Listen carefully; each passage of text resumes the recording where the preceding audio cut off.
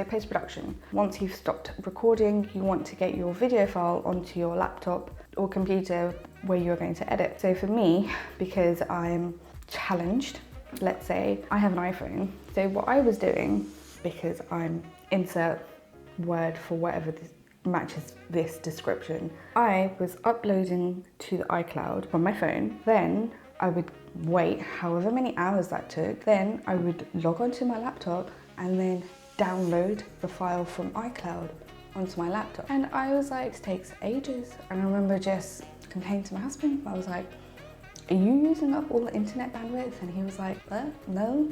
And I was like, okay, because this is taking ages to download. And then he was like, why aren't you using a cable?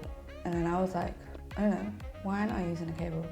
So basically, use a cable. Use a cable, a data cable, plug it into your laptop, and if you have a MacBook, you want to search for the program called image capture. It's already on your laptop. And that will allow you to select the files to then import. So let's just pause there. One of the other things this is a tip, is to organize your digital files and folders. You want to have a dedicated place where you are importing your raw files from your phone or your camera onto your laptop. That way you can always find them. If you are batch recording, where you record multiple videos in one go, you want to make sure you rename them there and then. Take the extra 5 seconds to rename them, otherwise you'll, like for me, all the file names are like blah blah blah blah 1289700 to 6 million, and I just end up clicking on each one to find the shot I need. So make sure you rename the file then as to what it is. You can find it easily when you're editing. We're back. Okay, so now we're in the editing portion of this diary / tips / experience. For editing, I use iMovie because I already have a MacBook Pro. If I wanted to level up, the next stage would probably be, I believe it's Final Cut Pro or Adobe Premiere Pro. Final Cut Pro is basically £300, it's one-off. And then Premiere Pro from Adobe is, in England, it's £20 a month. So at this point in time, I'm happy with iMovie. But there are pros and cons of them all, and I haven't done research into it right now because I'm happy with iMovie. So obviously you want to drag all of your relevant files into your editing program. Another tip here, which sort of builds on another point I made earlier, is to have a little clear out digitally of your downloads folder and your trash can recycle bin for your computer, because I find that I end up downloading a lot of things to then put into my videos, and it's very cluttered, and I like to be quite minimalistic and just have everything super clear for me to drag into my editing program. So that's another tip. For me personally, once I've dragged the file into the editing program, what I will first do, if I've got time, and I always try and make time to do this, is to do the rough cuts.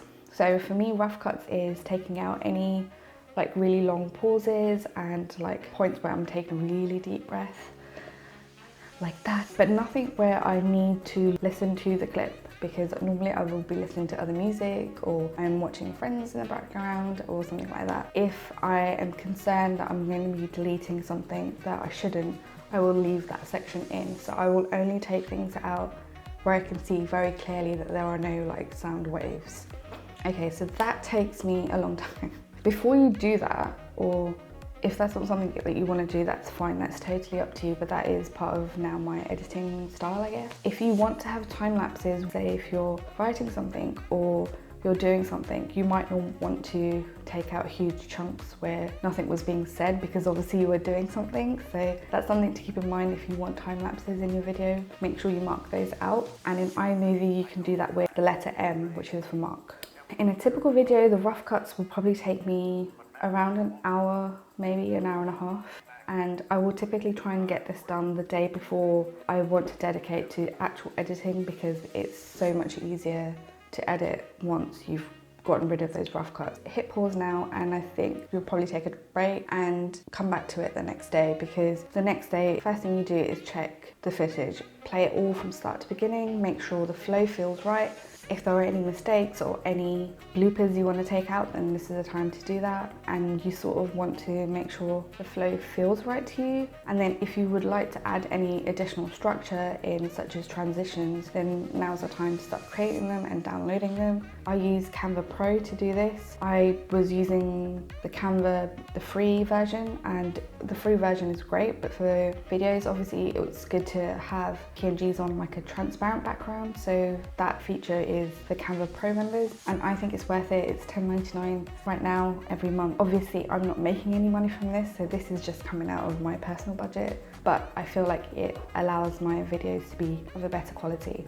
Okay, so you check the footage and you're checking that it flows right. If your video needs more structure, you can add in transitions. That is what I would do at this point. And then what I do is, because iMovie is sort of basic in terms of being able to like write a note to yourself, like if you wanted to add in a sound effect or an overlay of something dropping by, or like an emoji for example, I would use the mark feature, and I would have one mark means that I would like to change the crop of that snippet. 2 would mean I would want to add something in terms of like an image. And then if I have 3 marks on there, then that one means that I would like an image and audio. So those are some tips for editing. I've also got another tip here. When you're watching the footage from start to beginning, you'll also realize if there's things that you missed out, and then you'll have to figure out when you will need to reshoot them, if that is something that needs to happen, or if it's a mistake, you can just do a little overlay with some text to explain that you meant this and not that. If you are planning to reshoot, make sure you're filming at similar time and conditions, because I don't know about you, but I'm not very good with color corrections, and if you film at a different time of day, the lighting is completely different and it will be very disjointed with the rest of your video, because you're taking video from 2 different times and you're putting them into one video. And I know loads of people do that, like they do it in vlogs and stuff, but I'm not confident in doing that. So I would suggest, if you're not, then try and mimic those conditions that you had originally. The other thing is, play around with your editing software and figure out your personal style, because it really does need to be personal. Obviously have a look at your favorite YouTubers and see what you like and what you don't like, and if that jams with the sort of content that you're filming already. And I would also say one thing that makes all the difference, especially to my videos, because my videos are all basically just like a talking hand whilst I'm writing numbers, is to have background music. I would say background music is super important. Make sure it is royalty free. The YouTube audio library, I believe is what it's called. It's got loads of royalty-free music on there. As long as you credit them, you shouldn't get a copyright strike. And then there's also bensound.com, where you download some free music. Make sure the music jams with the sort of vibe that you want to go for, and make sure that you add the audio at the very end, because during editing you'll be moving clips around and you might have certain sections where if you have a time lapse then you want the audio for the background music to go higher, then all of that work will be undone if you don't add the audio right at the end. And I've made this mistake a lot of times and then spent loads of time wondering, why has the background music gone really high when I'm talking, which is just annoying. So trust me on this and do the audio, like any additional audio, right at the end. So another point to make on audio, and this is a tip, is to make sure your volume is consistent throughout the video. Quite often I had a lot of problems with sound as soon as I switched to this Canon camera with this mic, and I don't believe it's necessarily anything wrong with either one of these, but trying to use these in conjunction, I watched some videos and I was not getting the quality of audio that I needed, and that meant I really struggled in editing.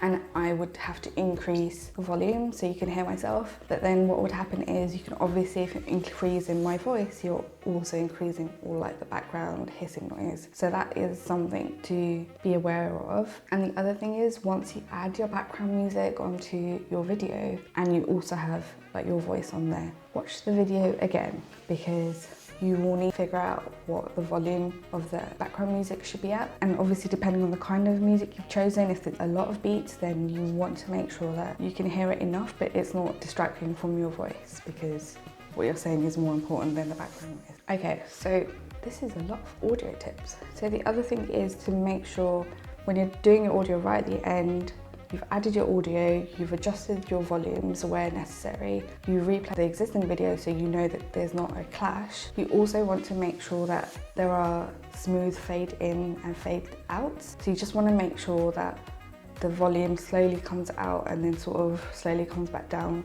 and it's not too jarring for your audience. You will end up watching your video quite a few times, then make sure that if you're getting bored, then your audience is getting bored too, and maybe think of other ways that you can jazz up your video. So that's something to bear in mind.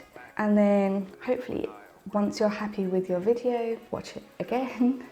And then this is the point at which you would upload your video to YouTube. For iMovie specifically, there is a button to upload to YouTube and it uploads it in private mode, I believe. So I do that and it just does its thing, which is great. And then sort of take a break, step away from the screen. But what you really need to start doing is start thinking about your custom thumbnail. So this is the thumbnail that represents your video and you, and the quality of it and the catchiness of it is what is going to cause someone to click on it. So you want to make sure that your thumbnail is well thought out and a good composition. I struggled with this because I think my earlier thumbnails were better, where it was basically a picture with text overlaid on top. And to do that, I use an app called Fonto, and I will link that below.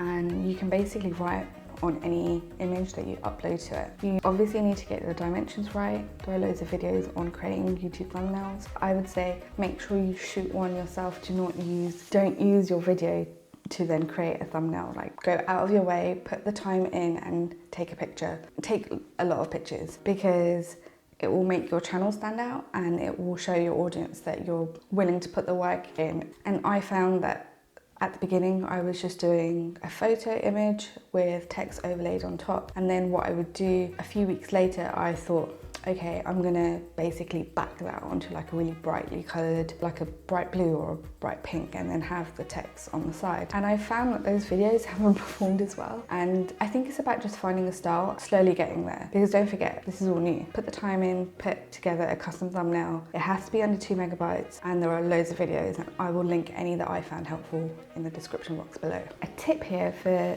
the custom thumbnail is once you've chosen it and you've made all the edits to it, like the keywords and titles that you would like to appear on your thumbnail, make sure you put that onto your YouTube video. Log in to YouTube on your phone as your channel and view what the custom thumbnail looks like before it's published. Because if you think it's too small, then that's how it's going to be when it goes live. So this is the time to make adjustments to the font size, and if you think the font color is too distracting or if it's not sitting right, then this is the time where you can do that. So that is a really big tip because I had the font size too small and I was like, but thank God I did it before it went live and it was just enough time. And then I realized that I needed to make that part of my workflow. So that's a tip there. Make sure you check your thumbnail on your phone because that is the device that most people will be using to watch YouTube. And we're coming to the end here, but I would say the next big thing is your title. Make sure you use up most of the 100 characters that you get from YouTube. Do your research into keywords and figure out what kind of search terms you want your videos to pop up for. There's also keywords and tags in the bottom section. Make sure you're doing your keyword research to ensure that your videos are gonna be a result, because at the end of the day, YouTube is a search engine, which didn't really occur to me before making videos, but you want your video to get out there to as many people as possible, and obviously it depends on the size of your niche. So make sure you use up all of your title allowance, which is 100 characters, I believe. You can use a word count website to do that for you if you wanted to get that prepped beforehand, which is great. So title, make sure you do your keyword research. Tags, again, make sure you do your keyword research to sort of tell YouTube what topics is related to your video, so that when people search YouTube,